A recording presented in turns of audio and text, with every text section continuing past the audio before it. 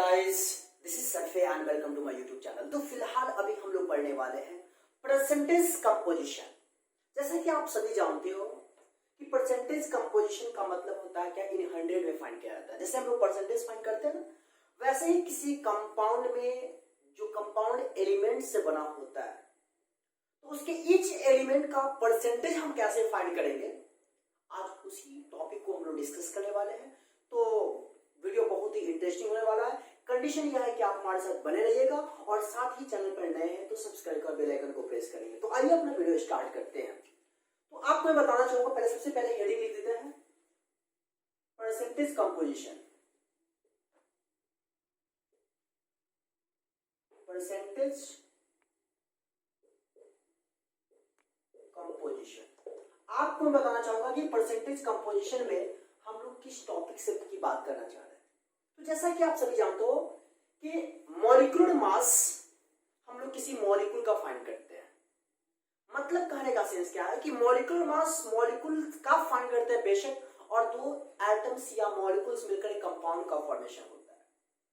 तो molecular mass हम लोग किसी कंपाउंड का फाइंड करेंगे और मॉलिक्यूलर मास कंपाउंड का तो फाइंड करते हैं बात बेशक, और ये मॉलिक्यूलर मास एक्चुअल में जो होता है एटम के एटॉमिक मास का जब सम हो जाता है तो फाइनली मेरे को मॉलिक्यूलर मास आता है। फॉर एग्जांपल आपको मैं समझाना चाहूंगा, H2O। सपोज H2O जो आप देख रहे हो, हर मॉलिक्यूल के एटॉमिक मास से जब प्लस कर देंगे तो फाइनली मेरे को मॉलिक्यूलर मास आ जाएगा। फॉर एग्जांपल आप देख लो, H2O की मैं बात कर रहा हूं तो यहाँ पे 2 एटम्स ऑफ हाइड्रोजन है एंड 1 एटम ऑफ ऑक्सीजन है। मतलब यह है कि इसका हम जो फाइंड करेंगे तो 2 into 1 होगा, राइट। और उसके बाद ऑक्सीजन का क्या होगा, 16 होता है, और इसको प्लस कर देंगे तो मेरे को क्या आएगा, मॉलिक्यूलर मास आ जाएगा। तो आज हमारा जो टॉपिक है परसेंटेज कंपोजिशन में जो हम लोग पढ़ने जा रहे हैं, किसी कंपाउंड में एलिमेंट से बनता है तो हर एक एलिमेंट का परसेंटेज कैसे हम फाइंड करेंगे। तो मैं आपको बताना चाहूंगा कि percentage composition of an element is calculated by, और कैसे हम फाइंड करेंगे, सबसे पहले इसका एक्सप्रेशन देख रहे हैं। an element calculated by, आपको बता दूं, total mass of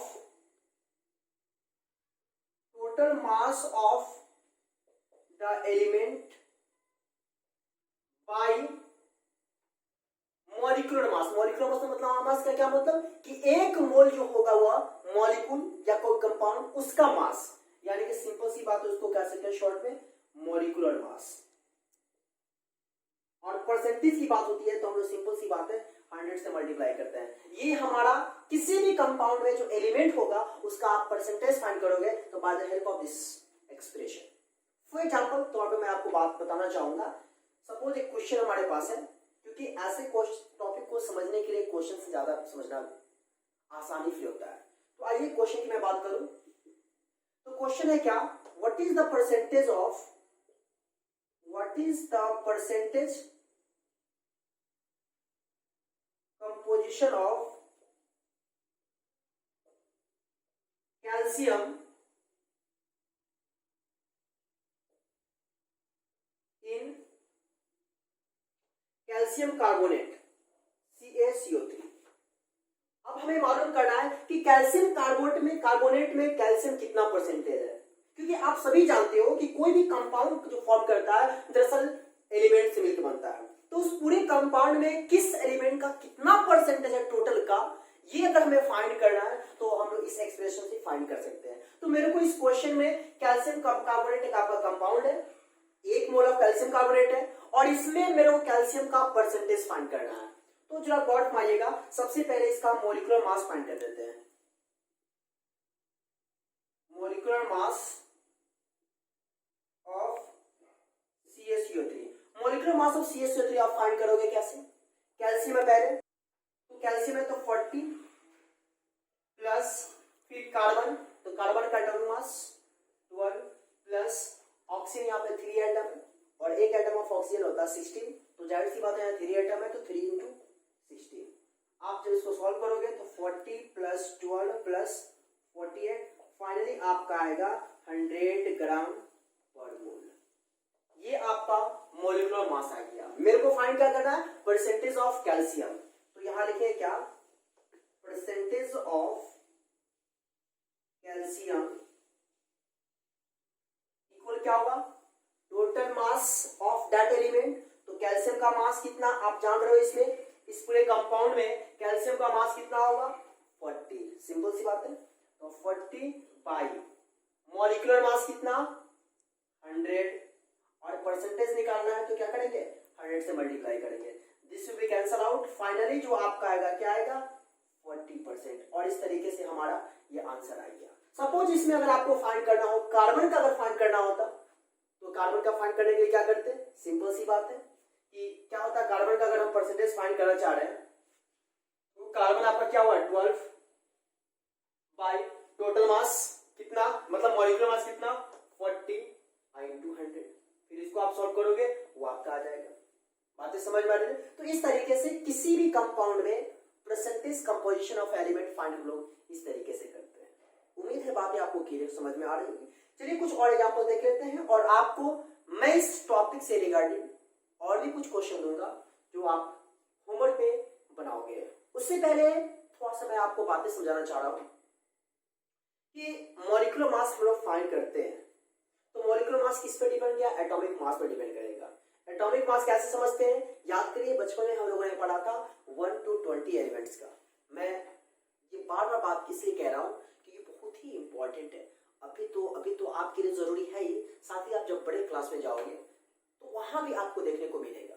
सो आप इस चीज को हमेशा ध्यान में रखा करो, जेहन में रखा करो कि कैसे फाइंड किया जाता है, कैसे याद रखा जाता है ये सारे कॉन्सेप्ट। तो सिंपल सी बात है, मैंने आपको कहा था कभी कि जिस एलिमेंट का एटॉमिक नंबर ऑड में होता है उसका एटॉमिक मास डबल से एक ज्यादा। फॉर एग्जांपल सोडियम की मैं बात कर रहा हूं तो सोडियम का एटॉमिक नंबर कितना होता है 11 क्या है विच इज ऑड है, तो इसका एटॉमिक मास जो होगा क्या होगा डबल से एक ज्यादा। तो 11 दूना 22, अब एक ज्यादा कितना हो गया 23। तो सोडियम का मास कितना हो गया एटॉमिक मास 23। दूसरा एग्जांपल मैं बात कर रहा हूं लिथियम, तो लिथियम का एटॉमिक नंबर कितना होता है 3। एटॉमिक नंबर क्या है ऑड में है, तो इसका एटॉमिक मास क्या होगा डबल से एक ज्यादा। तो 3 गुना 6 और 1 कितना 7। तो लिथियम का एटॉमिक मास कितना होता है 7। पोटेशियम की बात कर रहा हूं, पोटेशियम का एटॉमिक नंबर 19। पोटेशियम का atomic number 19 which is odd, atomic mass क्या होगा डबल से एक ज्यादा। 19 गुना 38 प्लस 1 कितना हो जाएगा 39। बातें समझ में आ रही है। चलिए कुछ और बात, ये तो ऑड वाली बात हो गई, लेकिन ऑड में ही एक दो बात जो आपको हमेशा ध्यान में रखना है 1 to 20 के बीच में। नाइट्रोजन का एटॉमिक नंबर 7 होता है बेशक, तो नाइट्रोजन का एटॉमिक नंबर 7 होता है तो आप इसका एटॉमिक मास 15 कह दोगे, मालूम है मुझे क्यों, क्योंकि अभी कहोगे कि सर आपने अभी बताया कि ऑड है तो डबल से ज्यादा हो, तो साइड सी बात है 15 कहेगा, बट नाइट्रोजन का एटॉमिक मास 14 होता है। एटॉमिक मास फाइंड किया जाता है number of proton plus number of neutron. ये कब आपको देखने को मिलेगा, जब हम लोग स्ट्रक्चर ऑफ एटम पढ़ेंगे तो उसमें बखूबी बड़े अच्छे अंदाज में हम लोग समझेंगे कि एटॉमिक मास और मास नंबर ये दोनों में क्या डिफरेंसेस है। ठीक है, क्योंकि एटॉमिक मास तो सिंपल सी बात है रिलेटिव मास है। हम लोग कार्बन 12 के मास से रिलेट करके हम लोग फाइंड करते हैं, तो जाहिर सी बात है कि एटॉमिक मास आपका डेसिमल भी हो सकता है और होल नंबर भी हो सकता है। मास नंबर की बात करूं तो mass number proton plus neutron होता है, number of proton plus number of neutron. तो नंबर ऑफ प्रोटॉन जब भी होगा तो होल नंबर में होगा, नंबर ऑफ न्यूट्रॉन जब भी होगा तो होल नंबर में होगा, और whole number plus whole number क्या होगा होल नंबर होगा। तो मास नंबर हमेशा होल नंबर में आता है, लेकिन एटॉमिक मास जो होता है वो आपका होल नंबर में भी आ सकता है और डेसिमल में भी आ सकता है। फिर मैं आपको बताना चाहूंगा इवन की बात। तो जिस एलिमेंट का एटॉमिक नंबर इवन में होता है उसका एटॉमिक मास डायरेक्ट डबल होता है। फॉर एग्जांपल ऑक्सीजन का एटॉमिक नंबर कितना होता है 8, एटॉमिक मास क्या हुआ डायरेक्ट डबल, मतलब क्या 8 गुना 16। समझ बात आ रही है। दूसरे एग्जांपल मैं बात कर रहा हूं। सल्फर का एटॉमिक नंबर 16, एटॉमिक मास क्या होगा, डाइट डबल, तो 16 दूना 32। थर्ड एग्जांपल देख लो, कैल्शियम। कैल्शियम का एटॉमिक नंबर 20 होता है, एटॉमिक मास क्या होगा, कैल्शियम की बात कर रहा हूं, एटॉमिक नंबर 20 होता है, डाइट डबल कितना होगा, 22 या 40। बातें समझ में आ रही है। एक और मैं बताना चाहूंगा, आर्गन, इसका एक्सेप्शन केस है। आर्गन का एटॉमिक नंबर 18 होता है, बट एटॉमिक मास 36 नहीं 40। इस चीज को थोड़ा सा ध्यान रखना है। चलिए अब हम लोग क्वेश्चन देख लेते हैं। इस पैटर्न पे 4-5 क्वेश्चन देंगे, आप होमवर्क में बनाओगे और कमेंट बॉक्स में कमेंट करिएगा कि इस क्वेश्चन का आंसर फला। चलिए बोर्ड को रख करते हैं, फिर देखते हैं। तो फाइनली बोर्ड रख हो चुका है और आपके सामने 1 2 3 4 4 क्वेश्चन अवेलेबल है परसेंटेज कंपोजिशन पे। तो आपको पता लगाना है कि किस कंपाउंड में जो क्वेश्चन कह रहा है कि फला एलिमेंट का परसेंटेज फाइंड करना, या कोई क्वेश्चन में यह भी है कि सारे एलिमेंट्स का है 1 by 1 आपको परसेंटेज फाइंड करना है। तो आपके सामने स्क्रीन पे है, मैं थोड़ा साइड हो जा रहा हूँ, आप स्क्रीनशॉट ले लीजिएगा। फिर इसके बाद सॉल्यूशन कर आप कमेंट बॉक्स में कमेंट करेंगे कि फला क्वेश्चन का फला आंसर। तो मैं साइड हो जा रहा हूँ, आप एक बार देख सकते हो। तो उम्मीद है आपने स्क्रीनशॉट ले लिया होगा। जब स्क्रीनशॉट ले लीजिएगा तो मैंने अभी जस्ट कहा कि इसका आंसर आप लोग कमेंट बॉक्स में कमेंट करिएगा। तो मेरे ख्याल से आज की इतना ही। तो आपसे रिक्वेस्ट है कि वीडियो को लाइक करिए, दोस्तों के बीच शेयर करिए और साथ ही चैनल पर नए हैं तो सब्सक्राइब कर बेल आइकन को प्रेस करें।